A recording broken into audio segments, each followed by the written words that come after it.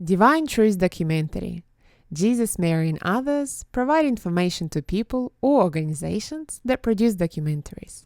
In this video, Thomas Leader, cameraman Simon and others are having a discussion over dinner at Jesus and Mary's home. Filmed on the 12th of August 2013 in Wilkesdale, Queensland, Australia. This is part 2. Because they get the thrill. For one of them, it was like the thrill when suddenly the person realises what they've done, like that was what their gear-up was. So at the end of this, how do you get the spirit to go away? Well, yeah, it's not, I don't sort of see it like going away. Right. Yeah. If they come and they actually want to be helped, that's different. Yeah, but when they, for instance, when they were attacking AJ, that woman, what happened after? AJ took the spirit. Right, okay. She moved on to a better place. Right. Yeah, I talked her through why she had so much rage towards me, what was going on. Because mostly they're in severe pain too.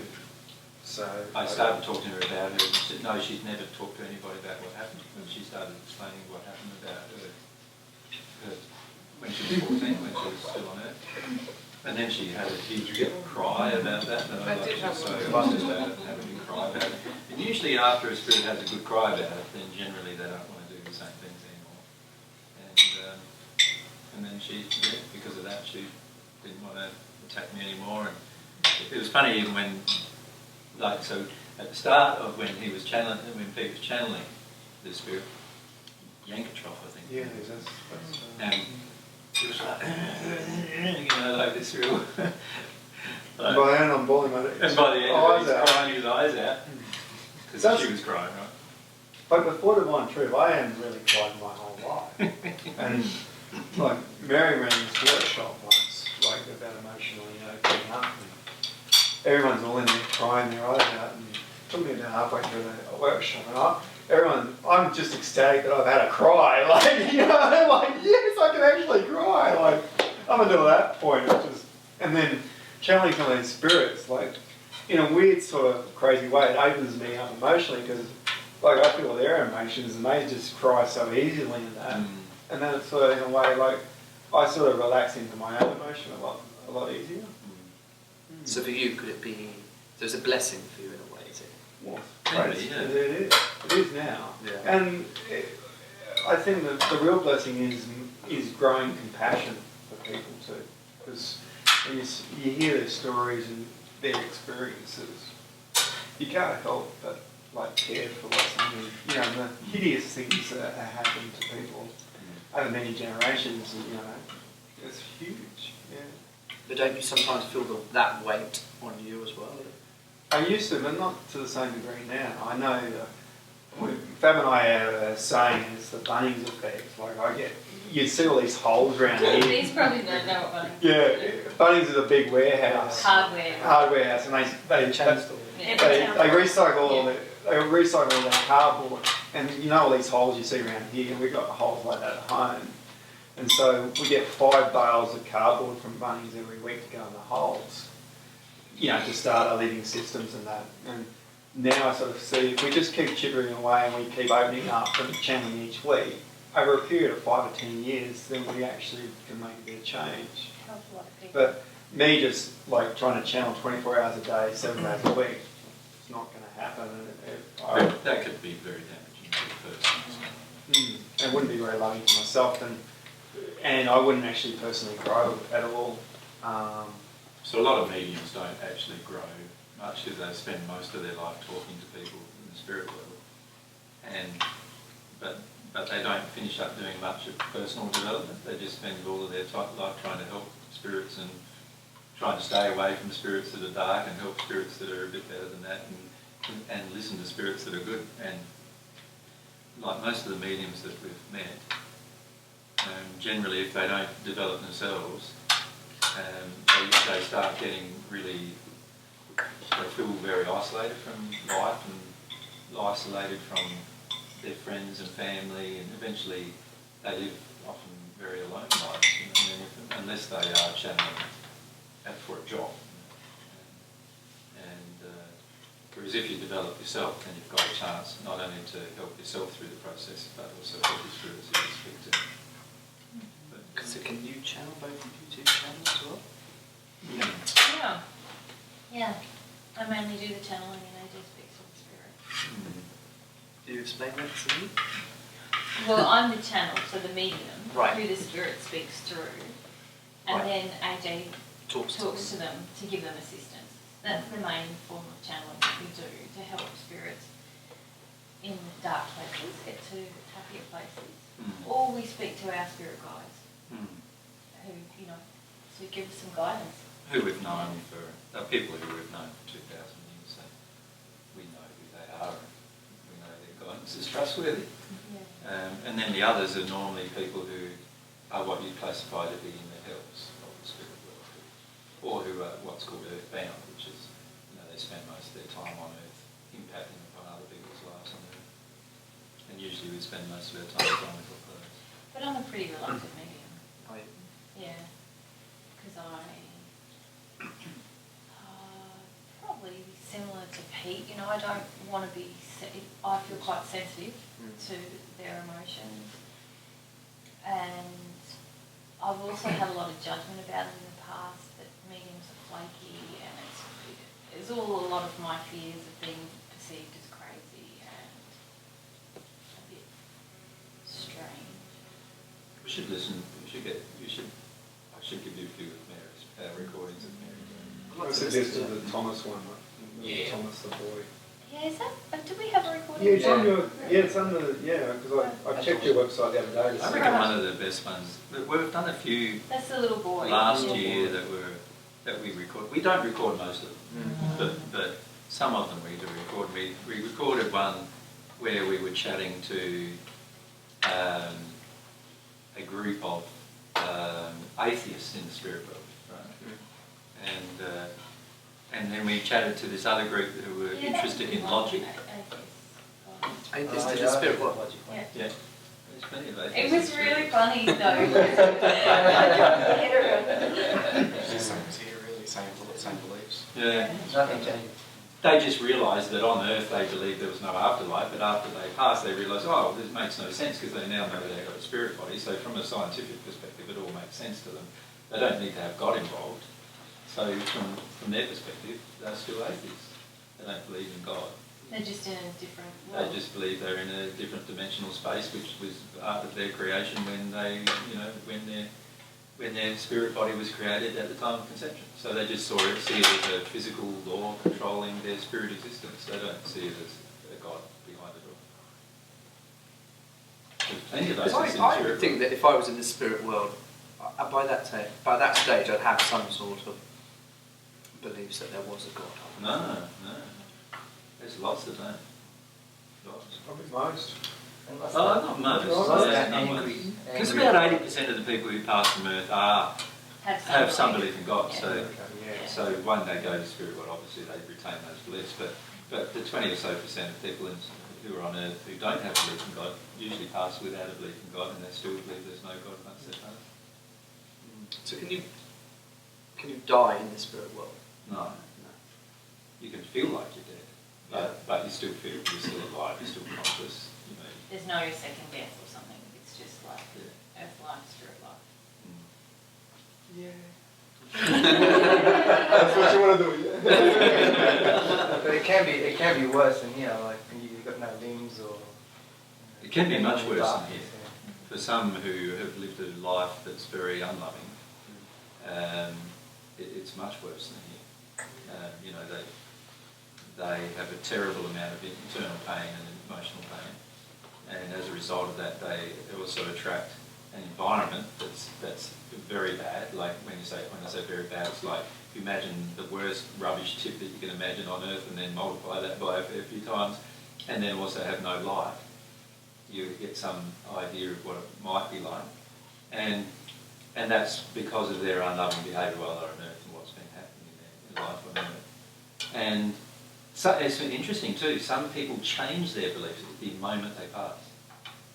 So I've seen many Christians become un-Christian and atheists after they pass. Because they didn't end up at the right hand straight away. Right. Does that make sense? Yeah. So because their belief system was not a belief system that was the truth, when they passed, they then realise what they hoped in is not happening. So then they go down the opposite road. They go, oh, it's all a whole heap of rubbish.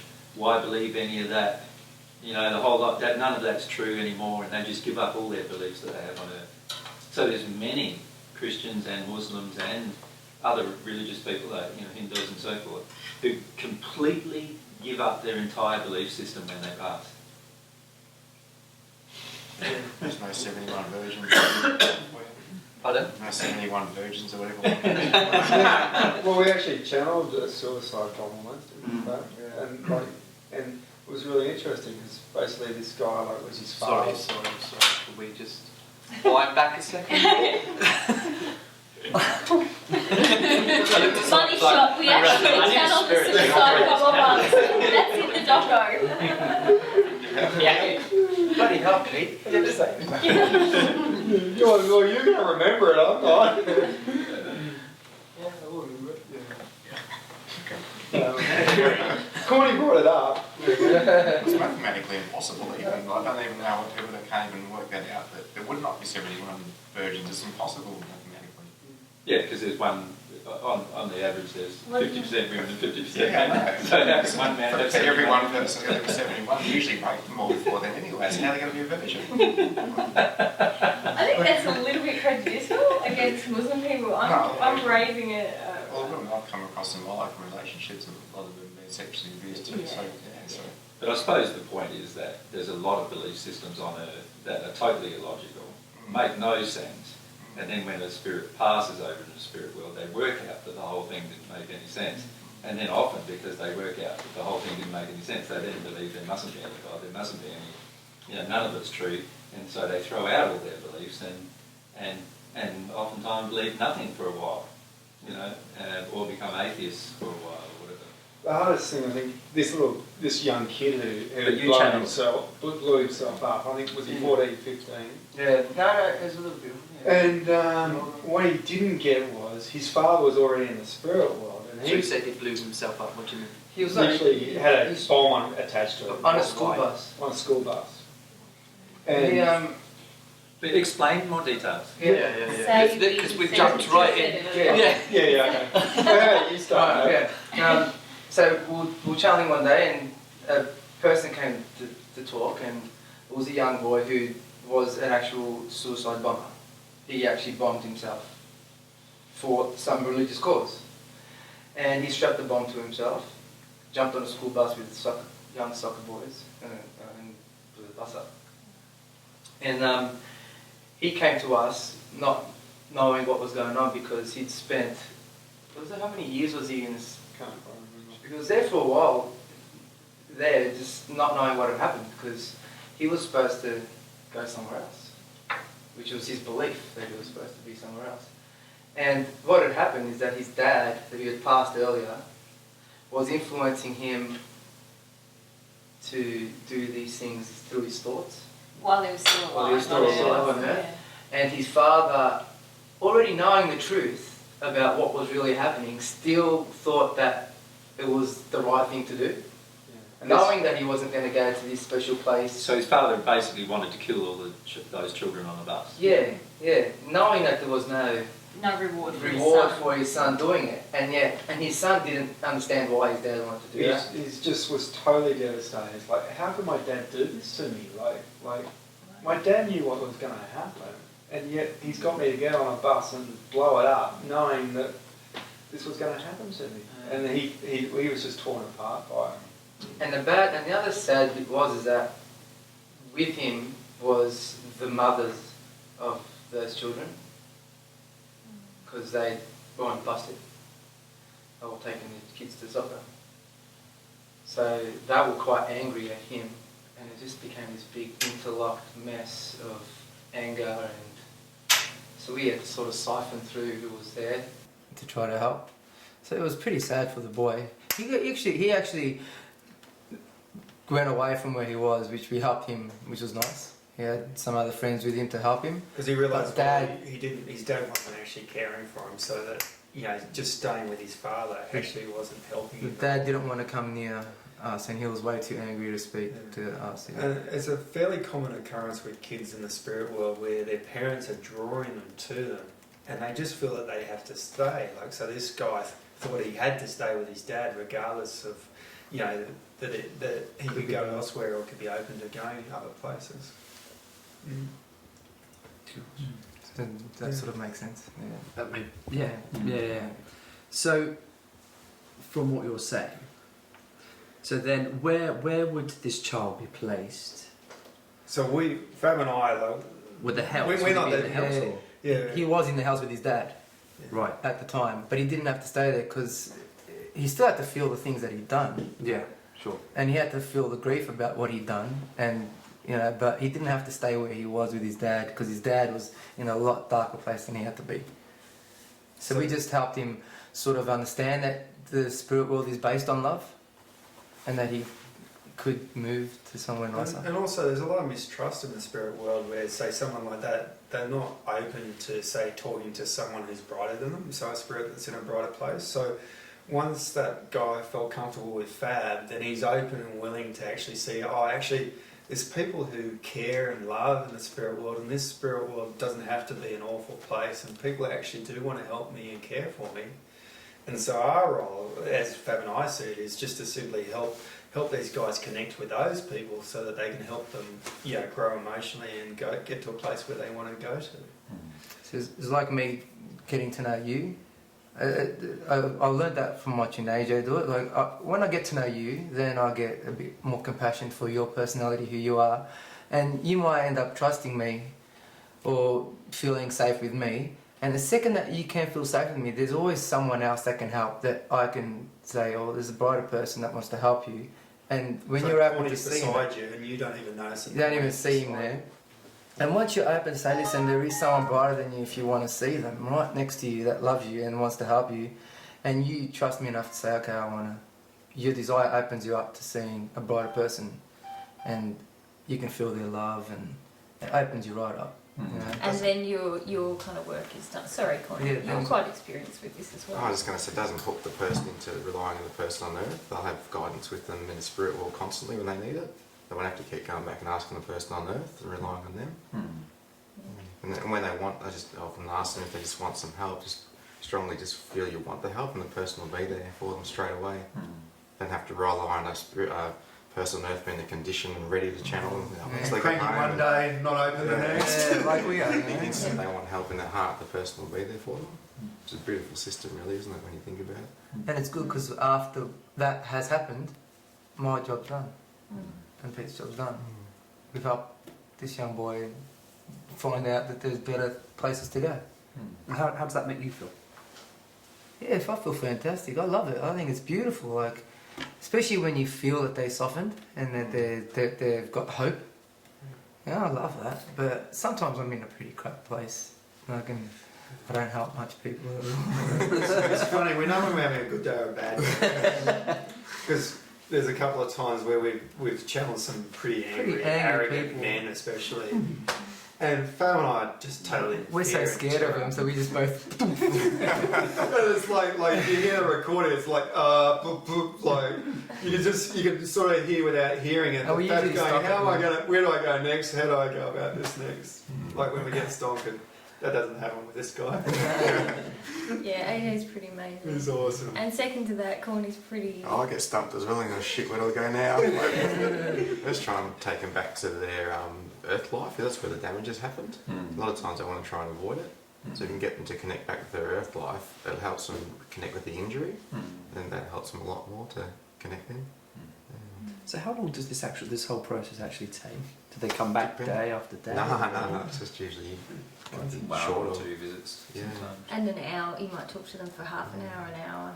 And sometimes you can help 1 million people at a time, because sometimes there's 1 million people with exactly the same problem. In a group. Well, I was in a bath one day, and because generally I open up in the bath. That's my little sanctuary. Bath and shower. So I don't do the challenge with him all. But anyway, one day it was like this group of Somalis are just at me. Pete, we need to talk to Jesus. We've got to talk to him. I'm like, oh, okay. So I ring AJ up and say, AJ, look, you know, these guys, the guy I was talking to, he seems very, like, he really wants help. I said, do you mind if we do it over the telephone? So we literally did the channeling over the telephone. And that's fine, works fine. Yeah. Now I've got Fab, I don't need a telephone so much. But yeah, I mean, sometimes these guys, like, they just, you know, they're just so ready for help, but there's no one there that's willing or There's open very or few caring. people on earth who know what's going on, and the beauty of being on earth and knowing what's going on is you can help people who've sort of got a lot of connections to earth but they're not here anymore to understand what's going on. But also there's a lot of spirits that have no idea what's going on. In fact, many spirits right up into the 6th dimension still don't have a lot of idea of what's going on.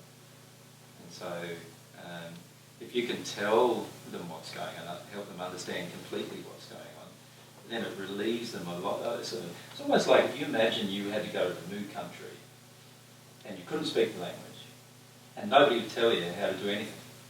You know, you've got no idea how to get around, you've got no idea what do you eat, how do you order food, what's the denomination of payment.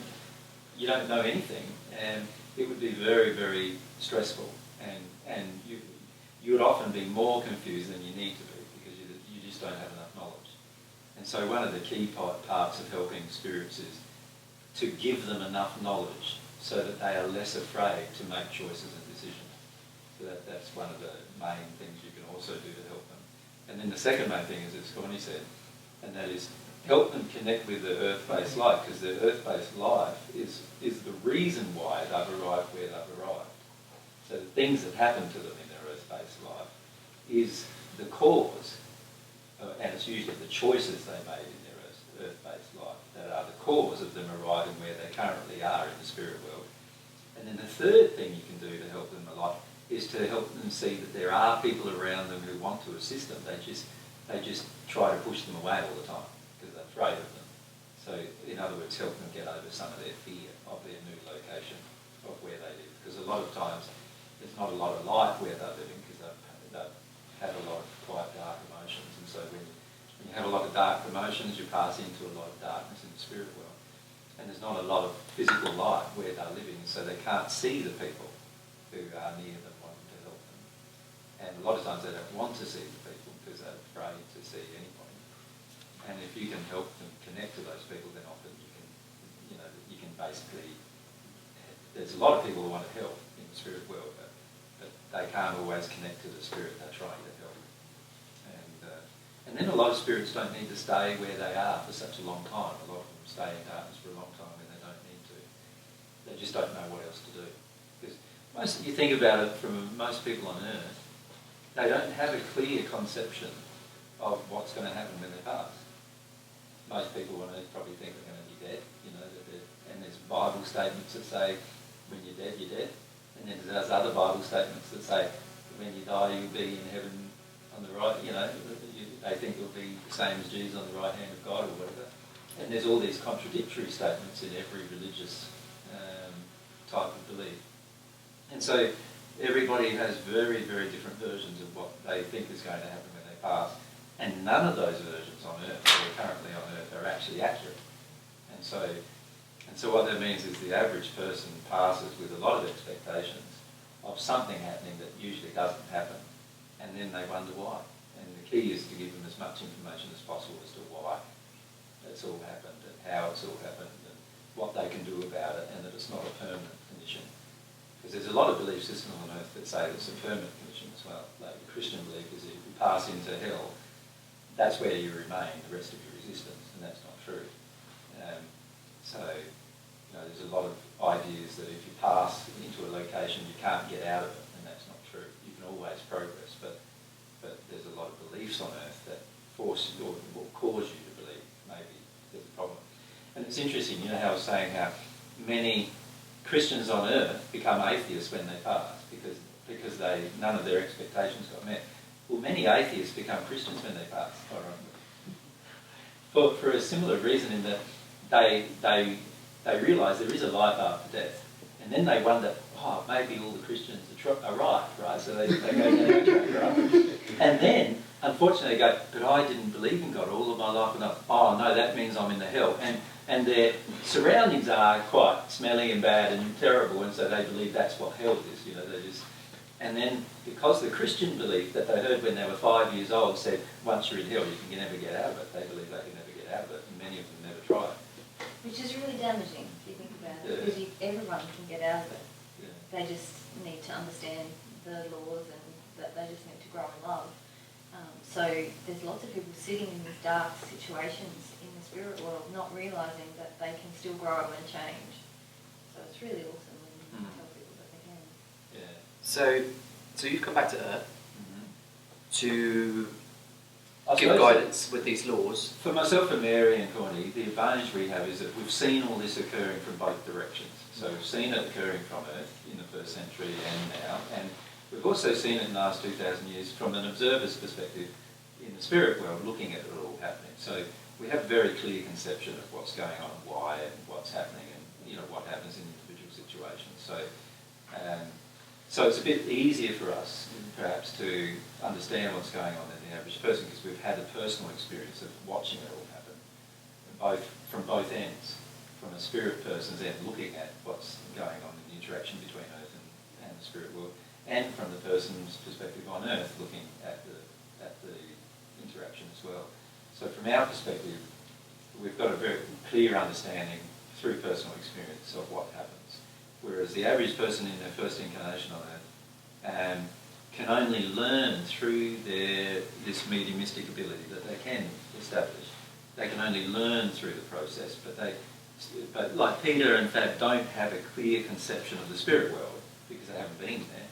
And so sometimes it's a bit harder for them. I ask them to experiment with what I'm saying. Yeah. A lot of the time, because I don't have a clear, like I've never been there consciously. So I ask them, "Oh, try this because it might work, might not," you know. So And Based it's on sort of, the principles. based on the Based on the principles principles that you I'm know. learning yeah. about, law of attraction, God, and what I felt myself, I ask them to explore, and experiment. Whereas for myself and Mary and Connie, because we've had the experience from both ends, we know what needs to happen most of the time. And because we can feel their emotions quite clearly, we know what the problem is, we know why they are where they are. And most of the time, they'd also try, many of them falsify where they are. You know, it's sort of like me asking you, how do you feel today? And you're not feeling very good, but you say, I'm okay. You know, and a lot of spirits when they pass, people when they pass, they arrive, they get welcomed initially into the spirit world. There's sort of like an orientation process that they go through, which they either reject or accept. And if they accept it, they then get led usually to where their home is. And their home is usually not the place that they like, generally.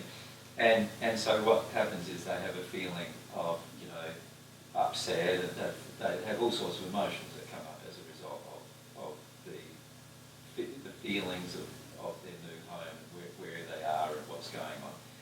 And many of them become so ashamed of what's gone, what's happened, but they don't have any idea of why it's happened.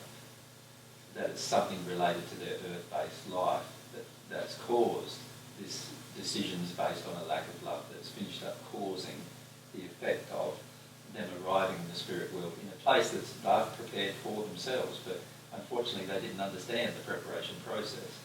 And once you can educate them about this, then many of them progress very rapidly after that. But you're going to say sometimes then they come to people on Earth and say, no, tell the family, everything's good. Yeah, so I'm they okay, arrive firstly in this bad condition, and then they go, and then the family channels them. worry, They go, hey, I'm fine, I'm really happy actually, and really they're miserable. But tell Bobby not to sell the.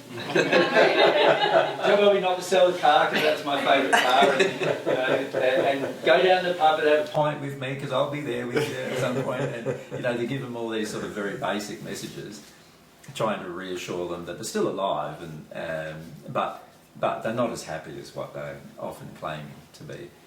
And for myself, I know exactly where they are and how happy they are because I can feel them much more clearly than most people can.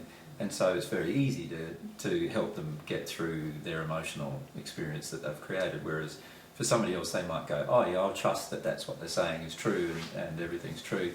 But the trouble is, it's the same with the person on earth. Not everything they're saying to you is true. Not everything they're saying to you is true. It depends on their integrity, their honesty, their willingness to expose themselves, their openness, and quite a number of other qualities as to whether a person, what they're saying to you is true. And many people, when they're on earth, they develop, closed feeling. They don't tell everybody all of their stuff, and of course, when they pass, they're the same person, so they're still going to do the same thing as that. So they still don't tell you the whole truth, and they don't, if they've got something bad happening, they don't let you know. And if you think about the average mum or dad on earth, they don't let their children know hardly anything. Well, I was thinking their children don't let their And parents vice know. versa is often the case too. Yeah. Those are spirits that accepted where they're going to go to, about the ones that reject. You said when they entered, there was two different. Yeah, the spirits who reject where they're going to go to generally return to Earth and become earthbound. They want to have their life on Earth back, and so what they do is they try to create their life on Earth as a spirit. So right as we speak, there are people out here on this land here who died 250 or so years ago, 200 years ago, and in between from the 1800s into the 1900s here on this land, who were still mining this land for gold, and they died 150 years ago. Right. Is it possible for there to be physical signs of that? Or? No. Because it's all in a completely different dimension. Right. Yeah. So they don't know. They're happy with that existence to continue. They're happy for that mining type of existence to continue. It's sort of like, and they don't have any real concept of time, because they don't have to sleep and they don't have to eat anymore. They do still, but they don't have to. But they have no real concept of time, and it's only when somebody feels something for them that they actually feel any different. So it would only be by somebody on earth seeing them and then having a feeling for them, and if they want to connect to that feeling, like a feeling of love for them, if they want to connect to that feeling, then they might communicate with you, and only then might they talk about their situation, and can you convince them that actually they're dead and they died 150 years ago. And sometimes you can actually find out their name and where they died, and actually find an obit somewhere and show them, see, this is you, that's the name you gave me, and that's the thing, and this is the newspaper from that time, and you're dead, Have you done that? Yeah. And we've also done it with, there was a woman recently we talked to. Do you remember the car accident victim who was from one? Yeah, she kind of knew that she'd passed, but she was still hanging around, didn't she? She just didn't know that there was anywhere else to go. So She sort of knew she passed, but when we started discussing with her the actual occurrence, she remembered the car crash, and she remembered what happened during the car crash, and then she remembered who she was with at the time, and she started remembering a whole heap of things about her circumstances then, but only after you sort of convinced her that actually you've died now. And it's difficult, that part, isn't it, trying to let them know they're dead. They just don't believe they are. They still quite strongly feel that they're still alive and doing things. Well, of course they feel that, because they are still alive, like from a soul perspective. Often ask them, when's the last time you had a pee? Because they don't need to in their spirit body. When's the last time you ate? How did you get from A to B? Did you pay money to get there? Did you ride a horse? No, just go there. And how's that happen? And when they start thinking realise, about it, then they realise something's going different. on. But if they're content with that existence to mine for gold, what's the need to help? Well, there is none really, aside from the fact that they could have a much happier existence. So, and you'd only want to help them if they wanted help. So you wouldn't force them into. They only usually like the spirit. Dreams of the gold rush. Like the spirits to Pete and Fab channel regularly every week. They come to Pete and Fab generally because they want help already. Yeah. Like And we've asked our spirit guides to bring them to us. Yeah. So, because otherwise it's like 2,000 spirits out there, and I don't know which one to talk to first. And I usually ask, how did you hear about the two of us? And they'll tell us about some sort of scream that they had out at God saying, "Oh, I need some help," and then the next thing you know, They had somebody rock up. come talk to them. us. one of the weirdest and coolest experiences I had is we're just about to start channeling, and we literally channeled a guy who just died in America in that moment. And that, like Skateboard. because it was like having a near-death experience for me as the channeler, Because Pete started channeling and he got erratic, like just, what am I doing? It's just started to get all, and I didn't know what had happened. Because I'm not if I'm just being it, I can't tell Fab what's going on because it digs me out. I know what's going on, but it's up to Fab to work out what happens. I'm trying to put the pieces of the puzzle together. So this person just died? Just about to? No, just died. Just, right. In that moment. Just passed, and he was about to go somewhere else, so there was someone there to welcome him, to take him away in that moment. But what had happened, which was an interesting one, is that everyone got on their text messages and their mobiles and started texting everyone that he'd passed, and everyone's grief about that, not really grieving, just wanted him back. It's just like bullet to him, just like he said, he got slingshotted back to earth.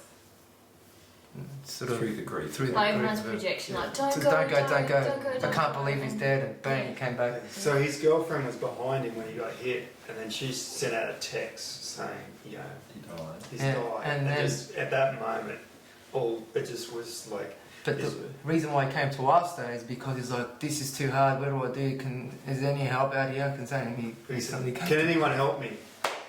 And then as soon as he said, can anyone help me, then a spirit brought him straight to us.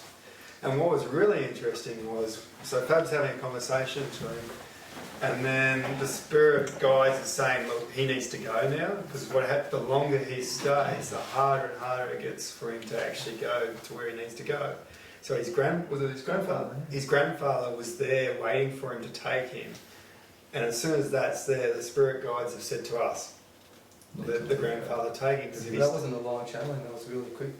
Yeah, and I'm after it. It's like I've just been through the emergency ward. Yeah. I just felt for him. He was so confused and just like he was erratic. Because up until that moment, the spirits had told us about what it's like when they get drawn back to Earth, but I had never experienced that as a channeler before. And just the moment the mobile phone texted 20 or 30 people saying that he died, it's just like, it's like he was floating through air and then just dragged straight back. And he's looking over everything and then looking over his body and everyone there with him. Everyone grieving. So do you feel the urge to speak to his family on Earth and sort of reassure them, or? No, because I didn't get specifics. Right, okay. So, but if you were to get specifics about him, probably it depends on the situation, I think. Yeah. I have had that feeling that I want to find the family on Earth. I think it's only our fear as mediums, isn't it? Yeah. That someone don't get the specifics of it. that someone will think that we're rejected or. I've started Googling a few of them, and that's been good because a blog that both Mary and I have, and nearly every other channel, is the accuracy of names, dates, times, place.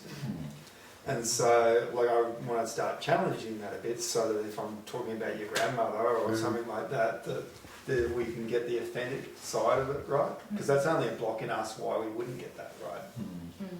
I did happen with Heath Ledger when he died.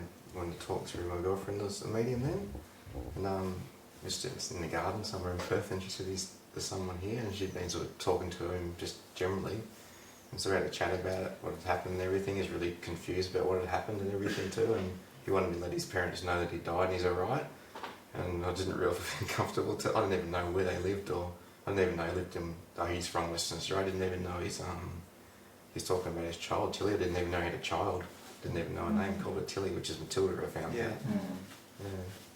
So just feels odd to sort of, I don't want to walk up to some people I don't even know and tell them that your son's alright in the spirit world.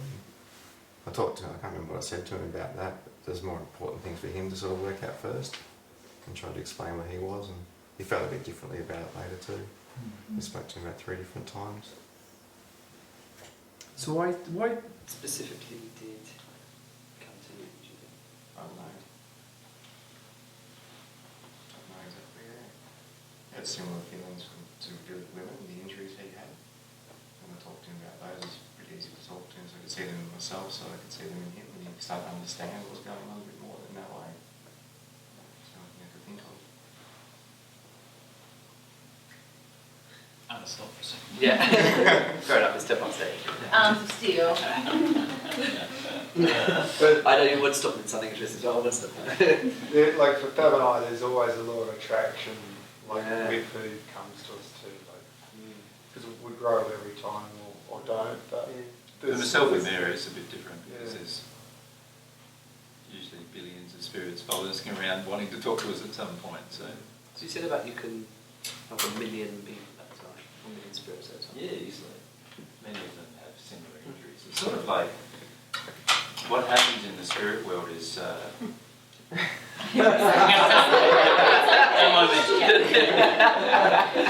Jumping on the camera. Everyone talk about my life. You sure you don't want your Instead of hanging. got the GoPro on?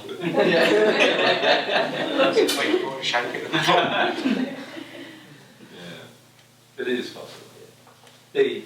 If you think about what you've learned about the law of attraction already, and that is basically that people with similar desires and similar feelings and similar emotional condition finish up gathering together. It's like all the guys down the pub, right, who are drinking. The majority of them who are getting drunk have all very similar sort of natures, don't they? So they all have a similar, sadness, level of sadness in them generally. They're sad about some past events in their life generally, some choices they've made, they might have shame about that. And on top of that, they're covering over that shame and sadness by having a drink and trying to get away from it all the time. So, and so because if I do that, then I'll go to the pub and go to where I can do that. And if you wanted to do that, you go where you want to do that. Eventually, if we're in the same location, we'll probably meet up because the law of attraction is working very perfectly to have that happen. Well, it's the same in the spirit world, right? So if we all, with that sadness past in the spirit world, it's highly likely we'd end up together due through our choices and decisions that we make, trying to avoid that sadness in the same way and trying to get, and eventually we might try to overcloak a few guys on earth who are drinking so that we can have a bit of a drink with them and things like that. And eventually we'd meet up with each other and so we'd be attracted together in groups. And so, and if you imagine if you're a Christian, and you've passed, and let's say you're a member of the Lutheran faith and you come from Germany, then there's a high likelihood if you're practicing Lutheran, you'd pass and you'd meet up with other members of your congregation from Earth and who have already passed, and then they would sort of educate you with what they've learned in the spirit world. But it won't be usually too vastly different to what they already believe. And eventually you probably end up in a group or even in a community with them, just as a natural occurrence. So in the spirit world, there's like literally millions in some cases, people who are in communities that all have pretty much the same type of belief or same type of injuries emotionally or same type of earth-based existence and so forth. Especially with the military guys too. That's Yeah, same guys have been all the regiments are all together. A lot of the regiments are together. A lot of them died together, so of course they got to be together when they pass. And Or it's mass the major- murders as well, like where there's been genocide on large scale. Like a lot of them too, yeah. People get stuck at the pain that they don't want to feel. And so, soldiers who die in battle, that's pretty traumatic. And if they're not willing to go through the trauma, they get stuck at that point with everyone else who's stuck at that point.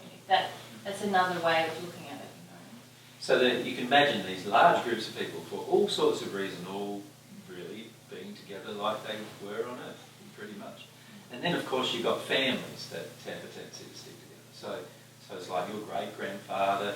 When your grandfather arrived in the spirit world, he would have been probably a part of the welcome committee if he was in a good enough condition to be, and then he would have educated his son about some things, and then the same goes down the lineage as well. So often families finish up being together as well for at least a short period of time in the spirit world. So sometimes when you start talking to these groups, you're not just talking to one individual. Like the guys have mostly been talking to one individual, but for myself and Mary, we're mostly talking to very, very large groups of people who have a spokesperson who've come to speak with us us about a subject. And that spokesperson he's been elected as the spokesperson for the group, and they wanting to ask questions about certain things about that particular subject. So like I said, we've had groups of atheists come to have a chat with us about, you know, why do we believe in God? You know, they don't believe in God, they're in the fifth dimension of the spirit world, they still never met God and they don't believe in God. And we've had another group who were from the fourth dimension of the spirit world, so these are guys who are in fairly good condition still, but they're fairly happy, but they wanted to talk to me about logic, because they feel that most people on earth are totally illogical. And they wanted to have a chat about logic, you know, and why were some people so illogical? Like, what was going on for them? What they couldn't work out. They were so interested in logic that they were studying people on earth, trying to find out why people on earth were so illogical.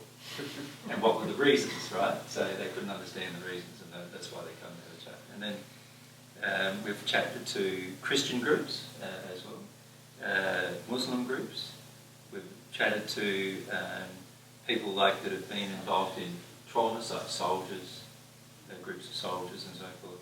So most of the time when myself and Mary are channeling, there's usually groups of people, not just individuals. One of the cool things I look forward to in the future is when you have like 5 or 6 mediums all channeling together. And you know, so you've got different representatives from, say, a big group like that all being represented all at once, rather than just one person at a time. Yeah, we've done that with a group of 4 mediums. Yeah, and that was really cool. That channeling on there. Where the 4 people were channeling 4 different people in the spirit world who were mates of each other, basically, and they were all having some part of the conversation. It was really interesting. And like a lot of times, because the groups have very similar belief systems or very similar emotional injuries or very similar experiences, you can connect to the group on their experience. So, and then you can explain why they are where they are, what's going on emotionally, why they've attracted this location, what they can do to get out of that location, and also bring some other people, myself and Mary and all the 14 who've returned, know lots of people in the spirit world, so we can bring other people to them to help them, like, understand, I suppose, what's going on and how they can get assistance in the spirit world. They don't have to come to Earth to get assistance. And so, yeah, it's pretty common. Most of the time, we will talk to spirits every week, usually more frequently, but it just depends a bit on how Mary feels. So do you think does it take a lot out of you? No. But sometimes I just feel just resistive to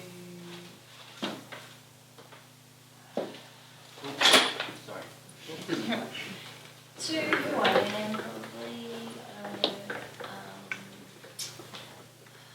Most of the spirits we talk to know that Mary's Mary Magdalene, so that whenever Mary speaks to a spirit, they're confirming to her identity, which she doesn't often want to accept. Right. So that's a bit emotionally challenging. As well, the most effective mediumship I do is when I'm very emotionally open, because I communicate with spirits via emotion.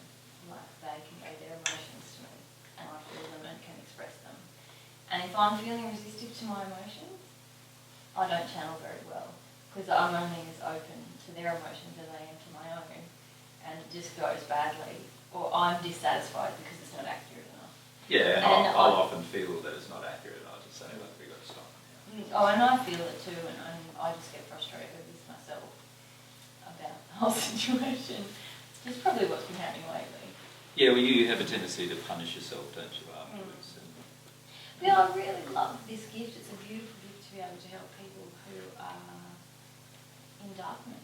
Like, that's a really beautiful thing. But then I get it's a bit of a common thing in my life, really. I'm very passionate about helping others, but I'm not so humble to my own stuff. So, yeah, so I get a bit frustrated often. Yeah. Whereas I pretty much love to whenever I've got the opportunity. So, Well, you can feel how passionate So Pete and usually- AJ are about it. so usually if I'm around other people who She are wants willing me to to channel channel the people the who I need Yeah. to or want to talk with, then, and they're willing to do it, then usually it finishes up happy. Yeah. But it's you learn you like we also can channel, of course, the people we've known over the last 2,000 years.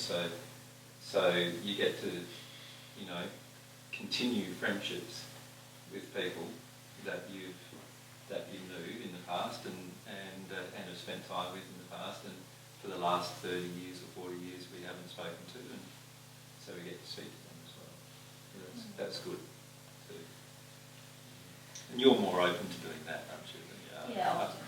than open to the darker It spirits. depends. It's the same issue for me, though. It's the same issue on both ends. Mm. But it's pretty special gift. Yeah, it's an interesting process. When you speak to mediums, like I've actually gone along to mediums, interestingly enough, and it's quite funny sometimes. I went to this medium.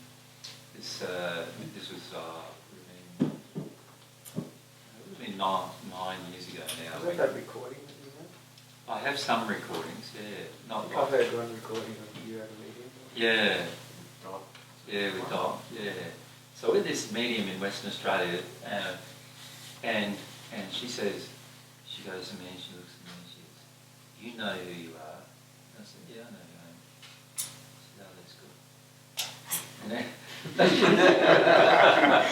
"You know what you've got to do?" And I said, "Well, I don't know if I view it like that." "Yes, you need to view it like that." As soon as she gets through referring with me. And then she starts going, "And there's 13 others who have come with you." And I said, "Yes, that's correct." And I'm trying, at that stage I was trying to find someone. "Oh, that will come along, don't you worry about that," she's saying. And then she goes, and she starts having this argument, not with me.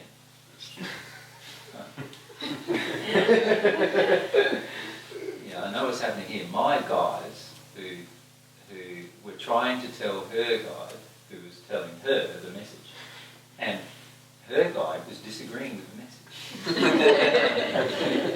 And so her guide and my guide started having not an argument, but a disagreement, basically. My guys weren't arguing, but her guide was arguing. "He's allowed to," her guide was saying, "he's allowed to eat meat. He should be eating meat. He should be eating fish at least." And my guy's saying, no, that's not true. And I can hear all this, but she can't. She can't work out why it's happening. And she's saying to me, "You need to have more protein in your life." And I'm going, "No, that's not my guide saying that. That's your guide saying that to you, because she believes that you should be able to eat meat still, and my guys don't, you see."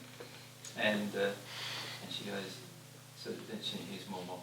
"Oh, forget about that." She sort of moves on, And it's very interesting. I finished up going back to this lady 2 or 3 times, because it was interesting. She's one of the few people who have been able to channel at least a relayed message from my guides to me, right? And with some degree of accuracy. And so I went back to her 2 or 3 times, but the 4th time I went back to her, she started channeling this same guy, this same woman. And I said to the lady who was channeling, I said, "Look, I would like to talk with your guide directly. Do you reckon you could just say what she's saying to me? And I'll talk to her." "Is that okay with you?" She said, yeah, no worries." And so I started talking to her guide, and I connected some of her guide to some of her earth-based life that she was avoiding. And she had this big cry, like she was crying in the medium. I'd never seen her cry before, and I don't think she'd ever had cried before, actually, because she was ragged with her emotions. And she was crying and sobbing and feeling all these things, and then all of a sudden she said, "She won't talk to me anymore. She can't talk to me anymore." And I said, "No, she'll come back and talk to you. She just needs to go away and feel some emotions." Right? And she's going, no, there's something wrong now. This medium was going, because this is her guide, who was telling her everything. She was Her bread and butter. This is how she learned it. And this lady, who she always thought was like really So what happened was this lady had told her that she was in the 13th dimension of the spirit world and all this thing. And I said, no, that's true actually. She's in the first dimension of the spirit world. The guide you're talking about here. The guide was in the first dimension of the spirit world, and I explained why that was the case to the guide and everything else. And eventually she accepted that. Some spirits came to her and told her that as well and confirmed that. And then she started crying about her earth life, and then she had to leave the person on earth she was channeling through. And then all of a sudden the person on earth didn't know what to do. Right? And she looked at me and says, what have you done with what have you done with her?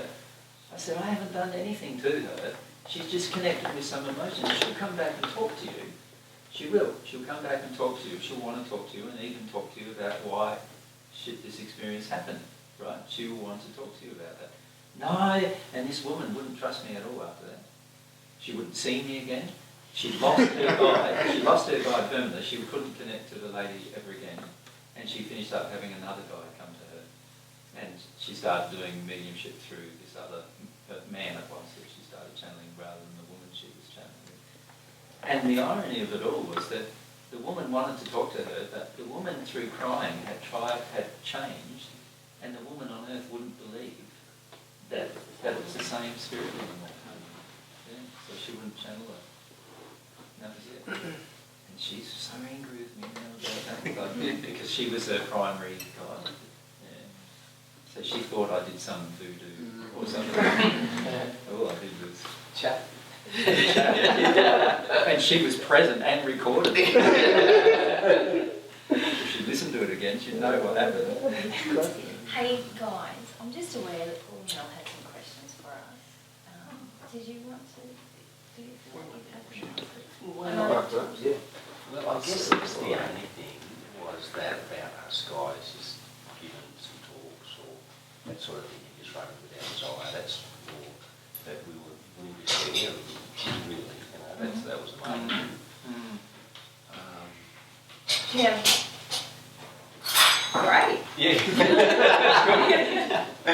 Yeah. You know, that's that's that's the Did you have any questions about it, or you just wanted to say that's what you're up to? yeah, pretty well. That's all right. I just know, you know. Yeah. No, thanks for that opportunity. Yeah. You know.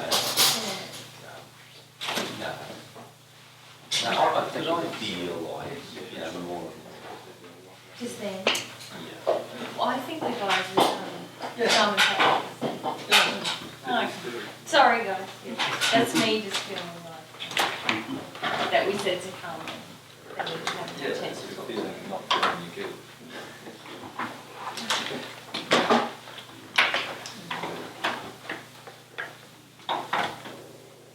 Great to what become an issue.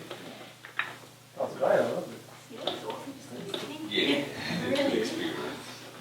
What do you think?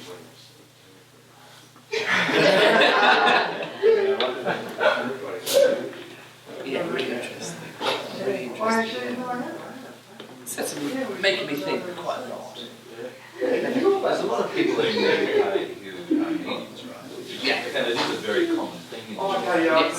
So what we've noticed with a lot of the mediums in the UK is they don't have a very good understanding of spiritual because they haven't been there themselves. And so they often believe the people that are channeling are in a better space than they actually are. And they actually feel that the people who they're channeling will help people on earth. So most channeling that occurs in the UK is the opposite. So the spirit comes to the medium and wants to tell, so it's sort of like, say, Paul is the son and you're the spirit, you're the father, spirit, the spirit, and he wants to tell his son, you know, get the keys to the slot and the shed, buried in the safe under the you know, that kind of message, you know, and that's all he wants to tell his son. Like he wants to, you know, make his life and so he goes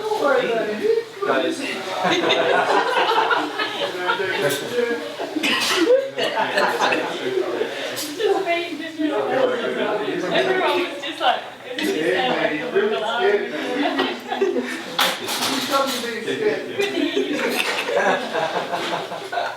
That's his enthusiasm. Yeah, so there's this...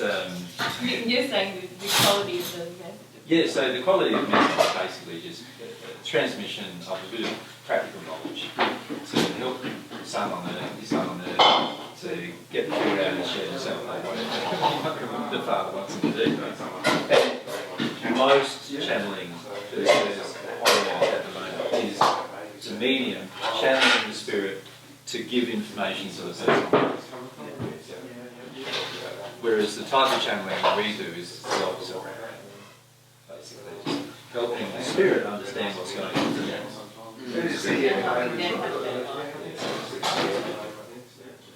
And I guess that's potentially why there's a conflict with actually passing on information to the family. Yeah, although I felt really relaxed. I felt confident about who it was. I feel, I don't know if I would soften down. If the spirit asked to do it, If the spirit asked me, yeah, you'd want to try. Yeah. because they've come to me, I might be the only person they can talk to. And if I talk to them and I feel that their reason is a loving reason, I'll definitely try. But if they didn't ask, I wouldn't see the need. And a lot of times the people on earth get angry with you because they don't believe in afterlife.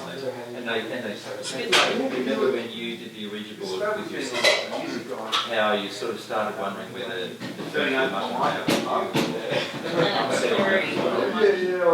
and people become a bit sort of suspicious of why you're bringing up past hurts and those kind of things. And a lot of it can be healing.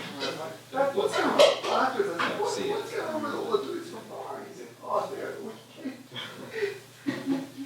Well, thank you for that most interesting evening. Thank you very much for that. Do you want to get your dead cat down? Oh yeah. Where is your dead Roadkill. I don't think I've had quite an after dinner discussion quite like that.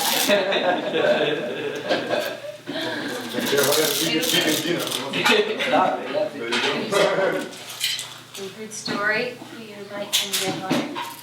Maybe experiment. Have a vegan dinner and see what happens. Good. Get the glass and we'll have the same one. Great. Thanks. Oh, most of those are cute at school. Still going? Is that your Just weeping. Yeah. It's just weird. Brilliant, mate. I love your work. Oh, yeah. So tomorrow we'll probably see you guys about 11. Yeah, that's right. Yeah. It's a couple of hours in the morning. All that stuff out. And if we are prepared for around 3 hours of recording tomorrow, then that'll get some of it out of the way. Yeah. Yeah. Because even this evening they didn't really touch on anything that I was necessarily going to ask questions about. It's great. That's absolutely great.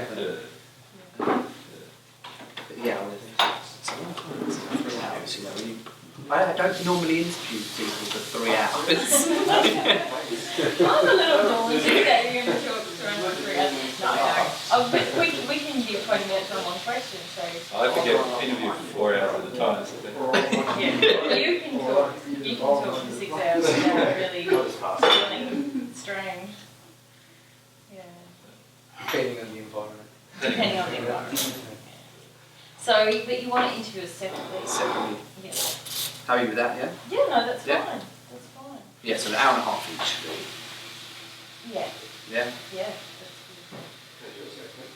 And then there's stuff in the car.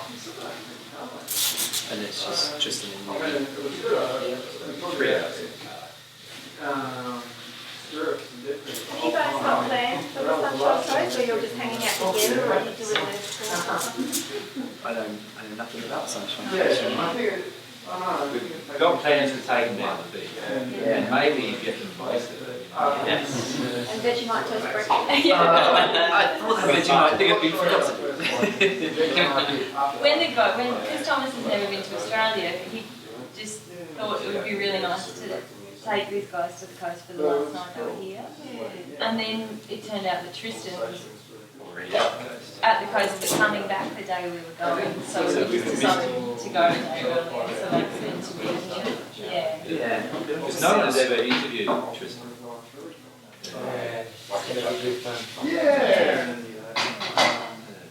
That should be really interesting, really. Right. Do you want to have it before we go?